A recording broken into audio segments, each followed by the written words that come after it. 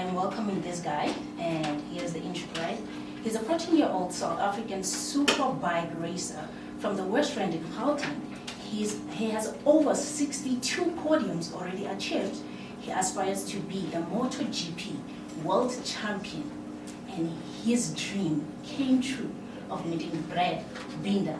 Please welcome VMC Gauteng, Johannesburg. Welcome, Oratilwe Phiri. How are you doing, sir? I'm good, and you? Thank you for coming to our station. I am very happy to have you. I've been always curious about bikes, cars, anything that has to do with wheels. And I told myself, I was like, I have to sit down with you. You are only 14, and from the clip, we see that you started racing at the age of 4, right? So I want to take you back. Let's start from the beginning, before meeting Brad Binder, because I like him as well. So you started racing at the age of 4. We can say that about Brad Binder. He started with karts. So with you, when you started racing, what did you start with? I started on a small bike, 50cc. It was called a pocket bike. Okay. I know Brad Binder inspired you, right? But like, how did that talk come about? Was it someone who said, okay, you have to go into racing? Because I can only understand at the age of 4, you don't have so much to say. Did you say that you wanted to be in racing, or someone said, okay, you have to be in racing? No, it was kind of both me and my dad. So then he would usually go to track days and bring the family in, and it always excited me. He saw how much I liked looking at bikes. He saw how much I looked at them, and then he got me a pocket bike, and that's when I started. Besides Brad Binder, who is the other Superbike racer that you like? Besides Brad? Mark Marquez. Okay. I don't know the guy. I know a few MotoGP racers. Right now, I know in South Africa, Brad Binder, he is racing there. But anyways, there is something about racing, especially when it comes to motorbikes, right? We call them numbers, racing numbers, right? Mm-hmm. And I'm always curious about racing numbers, why people choose their racing numbers. Why did you choose yours? Because I saw it was 26. Let's explain the 26. So I chose it because one of riders that I used to like, he used to race, his name was Danny Pedrosa. He was Mark Marquez's teammate. He used to use it, and then after that he stopped racing, and I thought I should use it because at least when I get there, now it'll be easy. It won't be occupied when I get there. Do you think you ever change the race number? Maybe. If it's not taken. Yeah, maybe in future. Well, if it's not taken, then I think I'll keep it. But if it's taken, then you'll change it. Which other numbers do you think are of good luck of racing? I honestly don't know. Maybe a 40. Okay, so in your intro, I said you have over 62 podiums, right? What is your goal? Like, I know you have wins, sometimes you have podiums, but like, how many wins do you want to have maybe in 5 years' time? Too much to count. Too much to count. Yeah. How does it feel to come back on a podium? Because recently you had a race and you came second. Am I right? Yeah. How does it feel to come back on a podium? It felt good. It feels really nice. It gives me a sense of hope for the next one. So you're not that racer that says, okay, if I come back on a podium, it's like a loss, I should have gotten first place. No, not really. Not really. Okay, so also another thing I wanted to highlight is the colors. Mm-hmm. The colors of your helmet. I know you did not bring your helmet in studio, but I want you to. I saw a lot of super bike racers explaining the colors of their helmet. Tell me which colors you have on your helmet and why did you choose those colors? I have red and black because I like these two. They go very well together, especially because red's my favorite color. Okay, so nothing much. Nothing like, okay, I chose red because my favorite racer, So just because they're favorite colors. There was nothing very difficult about you choosing the colors. No. When else did you design your helmet? Well, I didn't really design a helmet. I chose a helmet that was already designed and I just picked it. Do you think in future you want to design yours? Because a lot of people design their own helmet. Yeah, I definitely want to be able to design it in I future. can't wait to see it. Just can't wait. Okay, Yeah. Right. So it's kind of the first time we have such a young interviewee on the station today. So today is a really a special day. So Oratilwe, do you mind sharing some challenges that you have faced when before maybe races and one of the challenges, I broke my collarbone, my left collarbone before, and I had to go in for surgery. I was meant to be out for, I think, 2 months, but then I had a race in 4 weeks, so I stopped taking medication so that it would heal faster. And I did make it for the race. And you went for the race? Yeah. Which position did you start that day, and which position did you get after the race? I came second that race. And you started in P4. Okay, which one is, tell me like which P have you ever started in, like maybe, for example, Brad Binder once started last of the grid and then he made it first, and I saw you explaining that.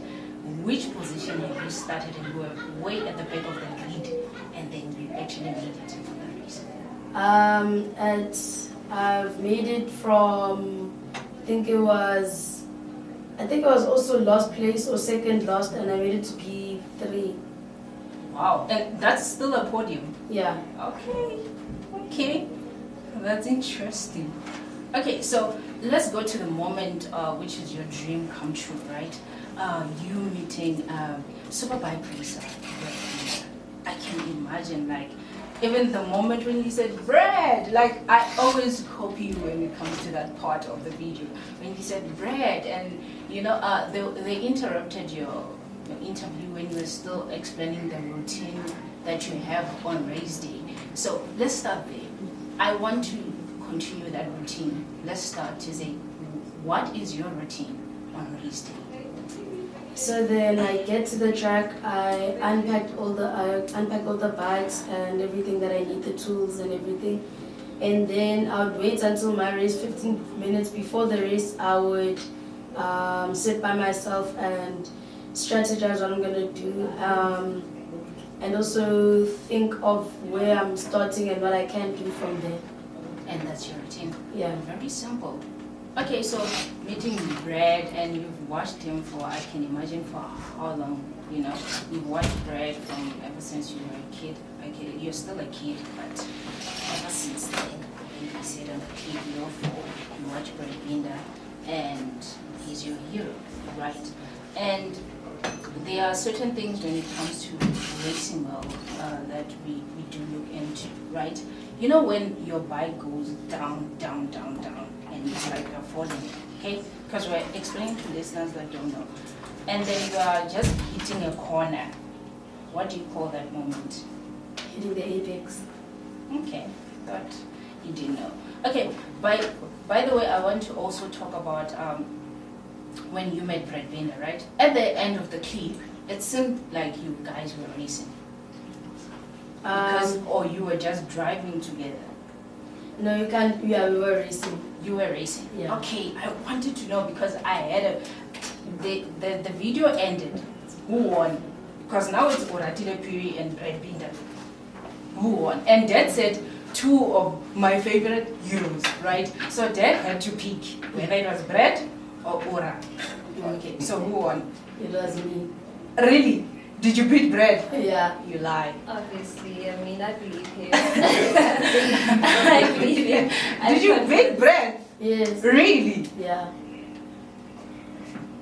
Oh no. Okay. Really? How many laps? I think 6. 6 laps. Yeah. And you beat Brad. 6 laps. Yeah. And you beat Brad. That's a new record. Recorded. It is quite it's in my notes. Yeah. It's Oratilwe Phiri beats Brad. The future is in safe hands. Okay, so which track were you guys racing on? Because I need to record that everything. I don't want to lose anything. Which track were you guys racing on? Red Star Raceway.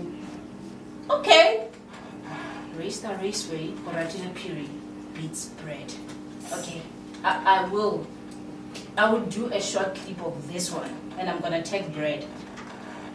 Obviously. Okay. So anyways, do you have any more questions for Ora? No. That was was a beautiful story. I really want to know you more than that, because now I'm sitting with Ora. But anyways, let's just move to plans, right? 5 years from where we are today. Today you are at VMC Planet Radio, and I can imagine how many platforms are going to call you for interviews after. You understand? Because you had, I think, an interview somewhere else, and then you had a radio one, and there's another radio one. 5 years from now, where do you want to see yourself as a racer? Hopefully I would want to be racing overseas, preferably Red Bull rookies. Yeah. Okay, Red Bull gives you wings. I do. Okay, but anyways, I also wanted to ask Dad, right? So can I have Dad onto the mic?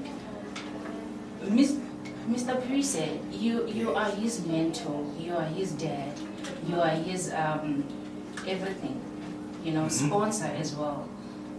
Isn't the sport very expensive? It is. It's very expensive. I always tell the story that when we first started, you don't think it's going to be that expensive. For instance, when we first got that pocket bike, and this is the same story I used to tell people when I used to train, because I used to train some other people's kids as well to ride the pocket bikes.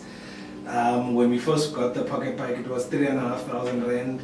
And you think, you know what, it's not so bad to get into the sport. It's cheaper than doing go-karts. But then again, as you go along, only then you start realizing, yes, this thing gets very expensive. Gear alone can easily be more expensive than the bike. And obviously, as they keep growing and they keep doing better and better, the bikes keep getting more and more and more expensive. So there's no end. There's no end. Yeah. It's a very expensive sport. Another burning question in me is that when you look at the racing world, I watch almost every racing sport, and it's white dominated. Right, and there are not a few of black people. You also see that with F1, we have Hamilton, and then after that we have that and that and that. But for you as a black parent, how did you get convinced that, okay, I'm going to put my child into a white-dominated sport?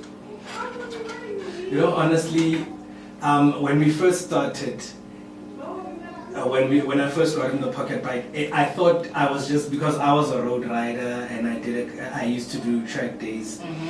So I thought I was just getting in the pocket bike to play around. And then where I bought the pocket bike, they said, no, kids can actually race these things. So that's when we first started going to the track with other kids. And it was a shocker to me that we don't have people of color at the time. There wasn't a lot of people of color at the time. There was times where we'd be the only black people there, and that's when I decided to get more pocket bikes and train other kids to get into the sport. Yeah, and it's a nice thing now when you look at the grid. There's quite a bit more representation. There's so many more kids getting into the sport. Unfortunately, obviously because of the costs, I think it'll still be a long while before we see a majority black people or even people of color in the sport. So I want to talk about discipline, right? Before I let you go. It's a sport, right? And there's this saying of, when kids do sports, school goes bad. As parents, how do you then keep Ora disciplined when it comes to, because he's going to have race weeks, he has to do practice, but you don't forget there's also school, he has to go to school, he has homeworks. How then do you keep him disciplined? I think that's probably made it easy because it's something that he loves so much. He loves the sport so much. So he knows it's an easy one for both of my boys. That if you don't do well in school, I can easily take away the race, the racing, because it's our money, you know. Me and my wife put in a lot of our money to get them to where they want to do, or want to be. So, you know, it's such an easy thing. They know that if dad says, guys, homework, let me see what's happening with your books. Yeah. They know they have to be performing. And they know, like, for instance, if we are racing, like we were racing this past weekend in Velkom, if we are racing, the Friday normally, if it wasn't school holidays, we'd ask for them to not go to school on that day. So we'd speak to the school. We've got a very understanding school that understands the sport that they do. So they would give them that day, and they would have to catch up whatever work they've got the following week. So and they've been able to handle it very well up to so far. Okay, so I'm gonna play a game with you, but before we play a game, you said something about this recent race that you just had, right? And it was at the Pakistan International Racetrack, right? And that's where he got the podium of second place, right? And I had a power question. Does that mean that he's now a national racer? Yes, he is. Actually, what MSA and MRSSA, which is the series that we're currently racing, what they agreed on was that we would now convert the series, because it used to be sort of like a club race. Yeah. So they converted that series into a national race. So now he's basically represented countrywide. So at the end of the year, wherever he finishes, he will finish as whatever position he gets for the championship as a national racer. So something I didn't understand, it was, he started racing at 4. He's 14 today as we speak, and he's riding a motorbike.